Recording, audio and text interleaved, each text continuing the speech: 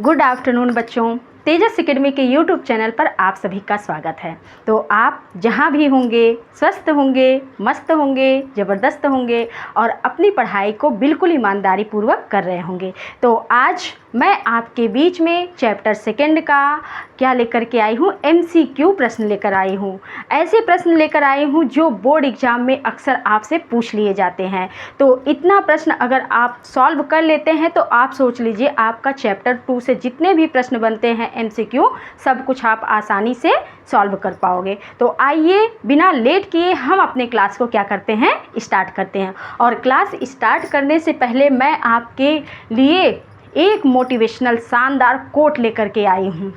यही है कि आप अंकों का इंतज़ार मत कीजिए, आप अंकों का इंतज़ार मत कीजिए, अपनी तैयारी को इतना मजबूत कीजिए कि अंक खुद आपका इंतज़ार करे। तो बेटा आपको अंक का इंतज़ार नहीं करना है कि आप कितना नंबर लाओगे, आप अपनी तैयारी को इतना शानदार कर दो कि अपने आप जितना अधिक से अधिक हो सके खुद नंबर आपके पास चल कर के आ जाएगा। तो इस टॉपिक के साथ हम क्या करते हैं, अपनी क्लास को स्टार्ट करते हैं।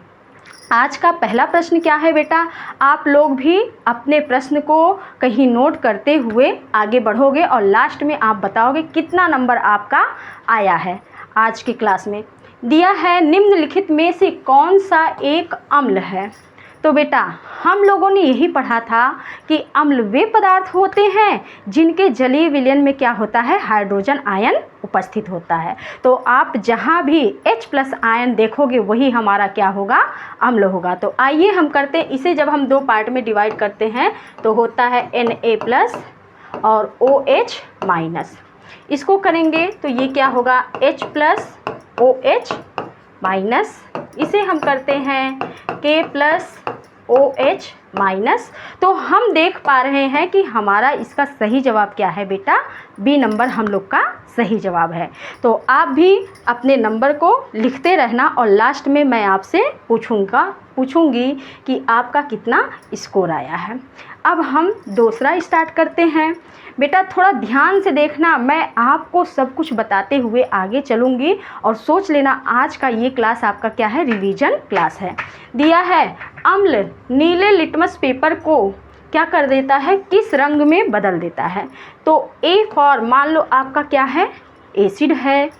B होता है ब्लू, तो ब्लू हो गया B से, और ये क्या होगा R। आप एक ट्रिक याद कर लो, यहाँ पर ए के बाद क्या आता है बेटा, B आता है।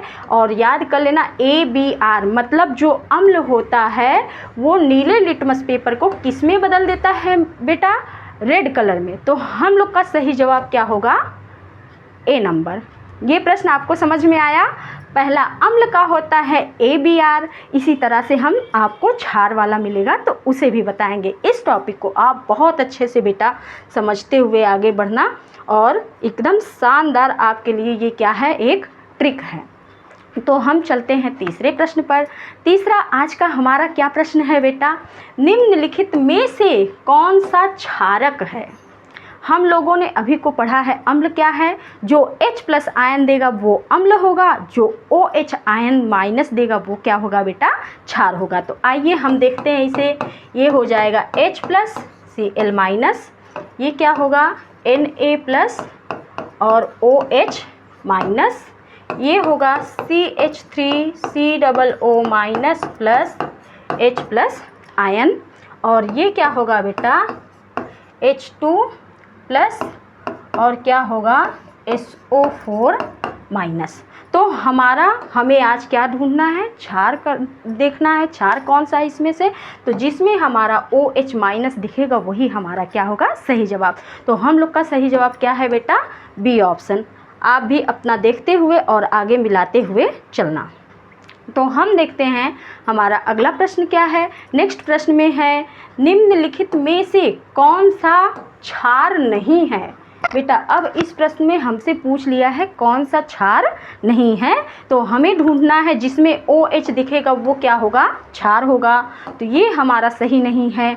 इसमें भी OH दिख रहा है, ये भी ऑप्शन गलत हो गया है। इसमें भी OH दिख रहा है, इसलिए ये भी ऑप्शन नहीं होगा।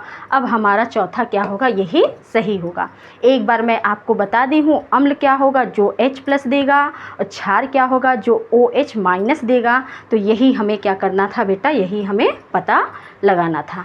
अब हम चलेंगे अगले प्रश्न पर। प्रश्न नंबर आपका आ गया है 5वां। 5वें प्रश्न में हमसे क्या पूछ रहा है, निम्नलिखित में से कौन सा यौगिक लवण है। बेटा आपको लवण के बारे में पता लगाना है, साल्ट।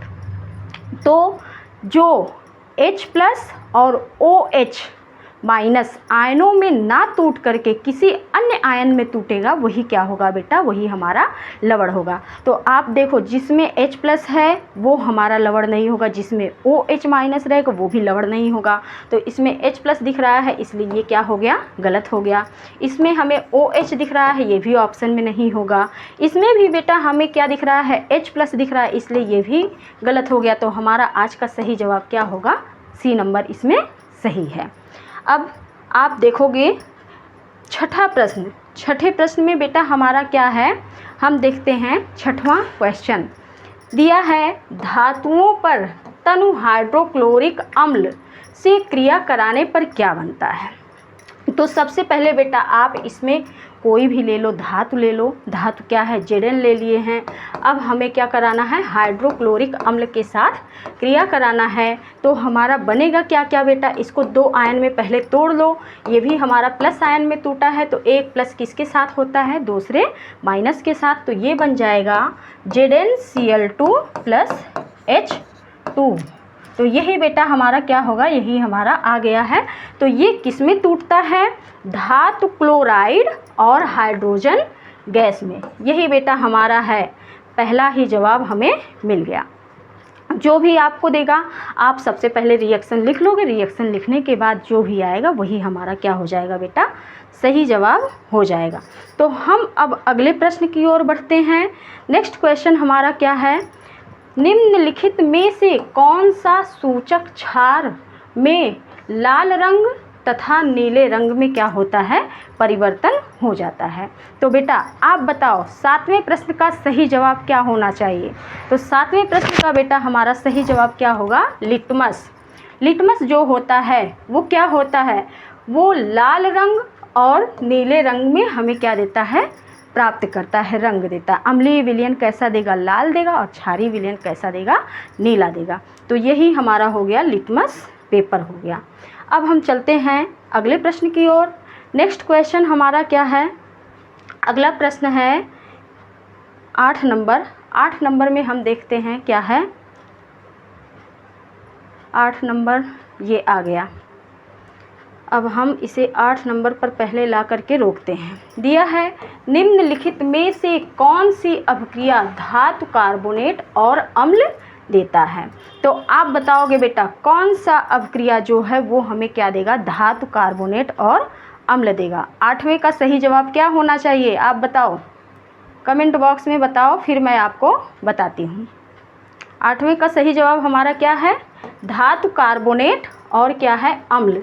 ये हमें क्या देगा बेटा, ये हमें देगा लवण देगा, जल देगा, और क्या देगा, कार्बन डाइऑक्साइड गैस देगा। यही हमारा क्या रहेगा, सही जवाब। क्योंकि प्रश्न में ही बोल दिया है धातु कार्बोनेट और अम्ल के बीच जब क्रिया होती है तब हमें क्या देता है। तो यहाँ देखो क्षार आ गया है, ऑक्सीजन आ गया है, जल आ गया है, इसलिए ये सब क्या है, गलत ऑप्शन है। अब हम चलते हैं अगले प्रश्न की तरफ। नेक्स्ट प्रश्न में हमारा क्या रहेगा, अगला रहेगा, निम्नलिखित में से कौन सा विकल्प अम्ल की उपस्थिति में जिंक द्वारा कॉपर सल्फेट के विलयन में रखने पर क्या होता है, विस्थापन अभिक्रिया को दर्शाता है। तो यही है क्या बेटा, जिंक दिया है और क्या दिया है, कॉपर सल्फेट, ये क्या है हमारा कॉपर सल्फेट। प्रश्न में ही देख रहे हो आपका जवाब छिपा हुआ है।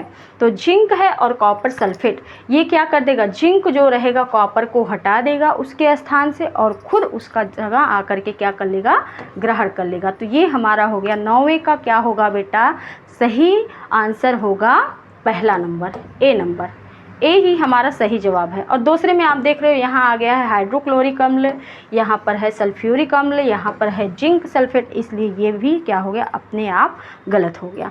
अब हम चलते हैं अगले प्रश्न की ओर।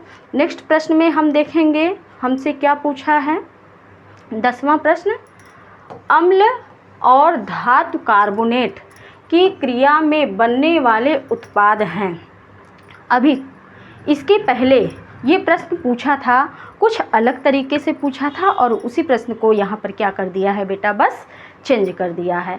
तो हमारा पहला जवाब क्या हो जाएगा, सही हो जाएगा। क्या क्या देता है, लवण देता है, जल देता है और क्या देगा, कार्बन डाइऑक्साइड गैस देगा। तो हमारा ये सही आंसर हो गया है, पहला ही सही है। अब हम चलते हैं नेक्स्ट क्वेश्चन की ओर।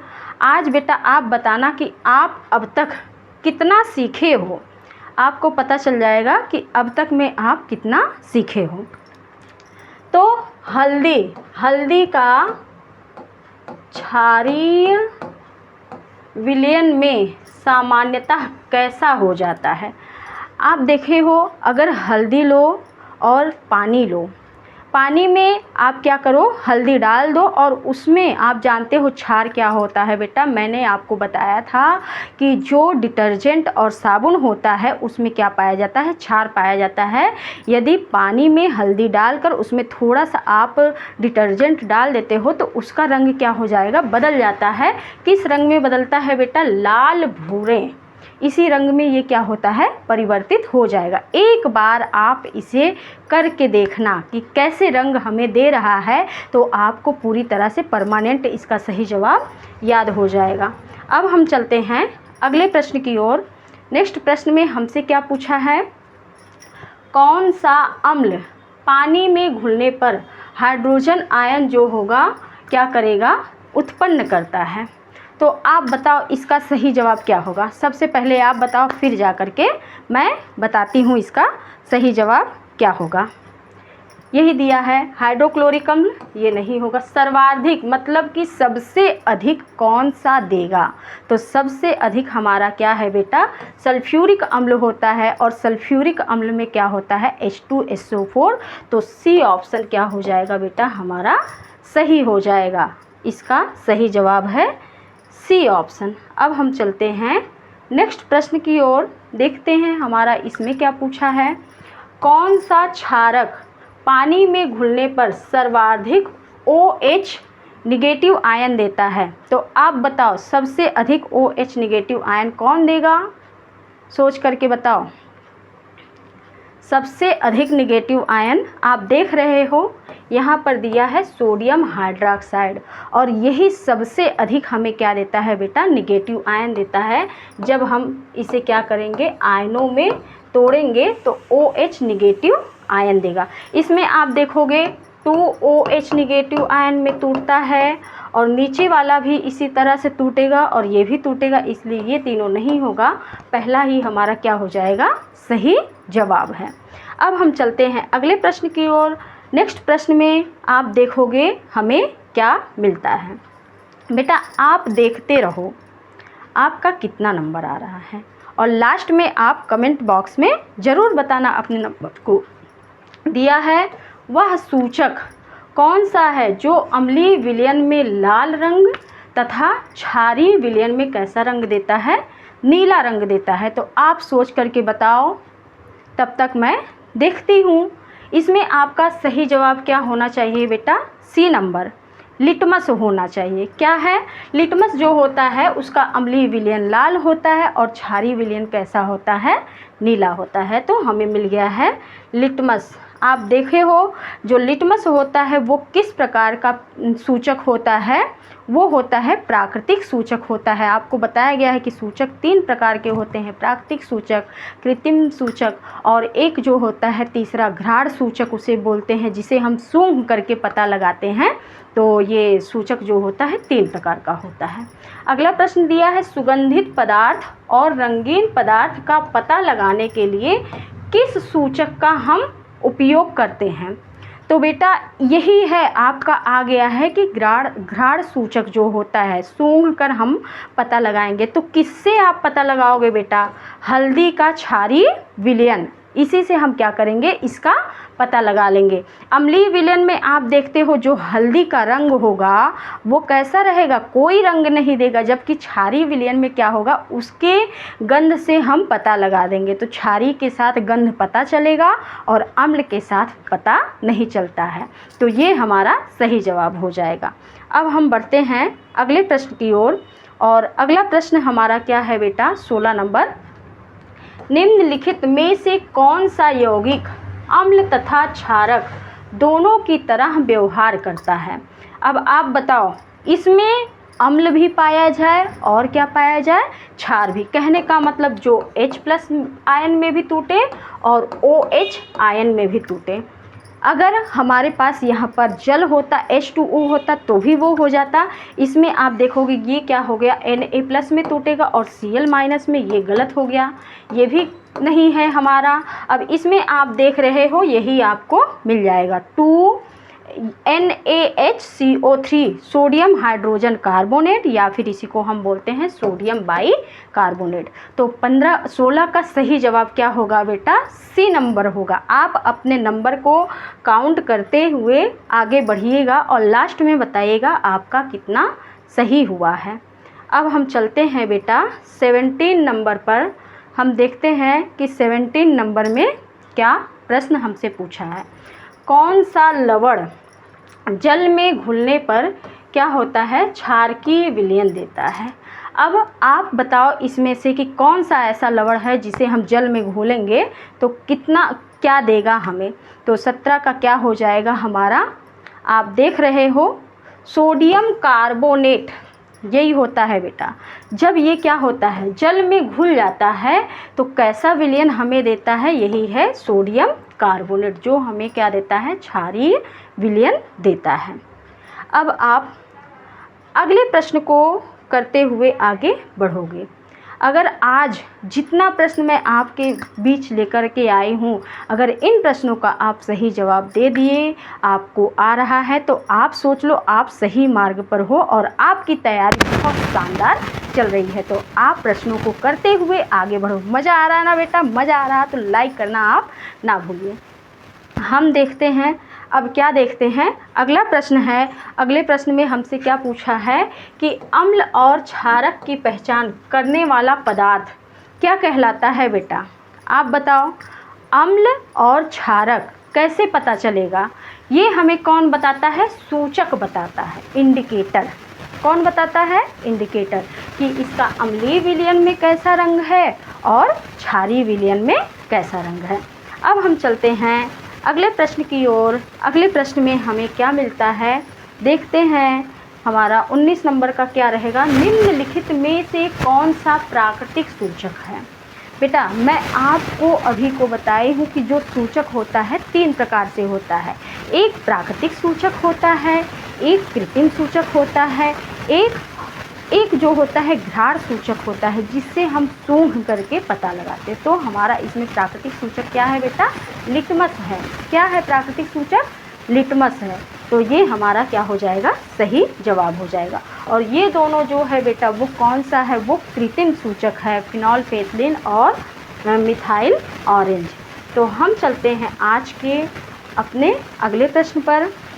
नेक्स्ट क्वेश्चन हमसे क्या पूछा है बेटा, अगला प्रश्न हमारा है कि फिनोल्फेथलीन का क्षारीय विलयन किस रंग में होता है। मतलब कि फिनोल्फेथलीन का क्षारीय विलयन हमें कौन सा रंग देता है।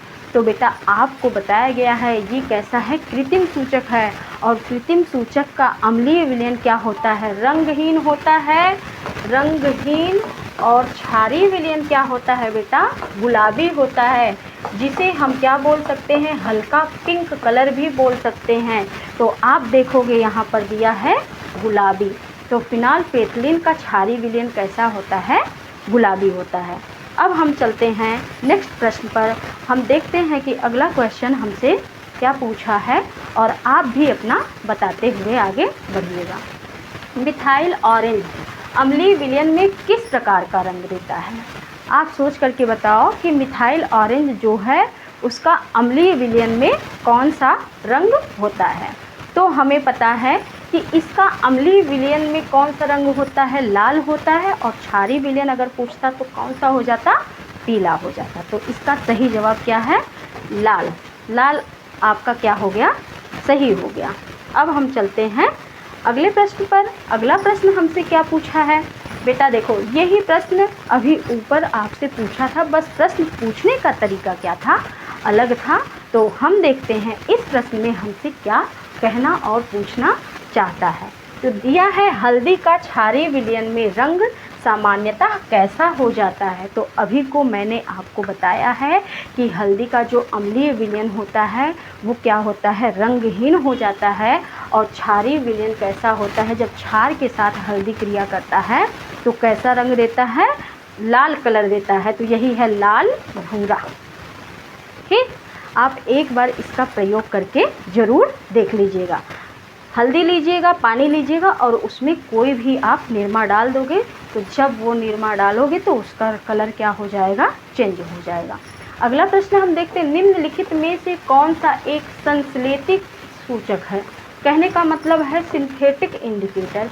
एक होता है नेचुरल इंडिकेटर और अगला क्या है, सिंथेटिक। सिंथेटिक मतलब जो उसमें बनाया जाता है, लैब में बनाया जाता है। तो हमें देखना है हल्दी हमारा क्या है, प्राकृतिक सूचक है।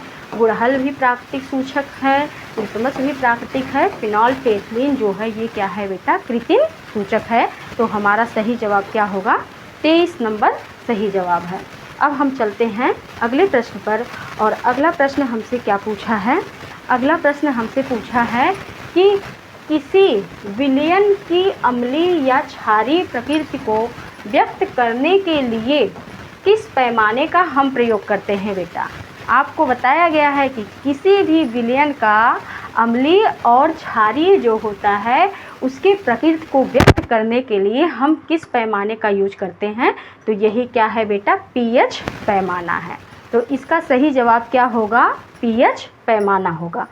अब हम चलते हैं अपने अगले और लास्ट प्रश्न पर। लास्ट प्रश्न में बेटा हम देखते हैं कि हमसे क्या पूछा है और क्या कहना चाहता है। तो यही है, उदासीन विलयन का पीएच मान कितना होता है।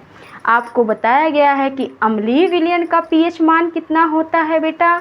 तो अम्लीय विलयन का पीएच मान कितना होगा, 0 से 7 के बीच में अम्लीय विलयन होगा। और 7 से 14 के बीच में कितना होगा, क्षारीय विलयन होगा।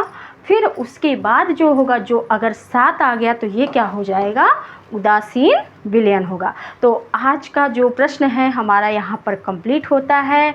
अब हम दूसरी सीरीज लेकर के आएंगे। दूसरी सीरीज को आप देखना ना भूलिएगा, क्योंकि वहाँ पर आपका क्या होगा, मोस्ट इम्पॉर्टेंट प्रश्न होगा। उसमें भी आपका 26 से लेकर के आपको 50 तक प्रश्न को बताया जाएगा। इसलिए वीडियो को लाइक और सब्सक्राइब करना, शेयर करना ना भूलिएगा। आप हमसे जुड़े रहिए, हमें भी आप आगे बढ़ाने की कोशिश कीजिए और आप भी आगे बढ़ते रहिए। आप स्वस्थ रहिए, मस्त रहिए और अपनी पढ़ाई को बिल्कुल ईमानदारी पूर्वक करते रहिए। धन्यवाद।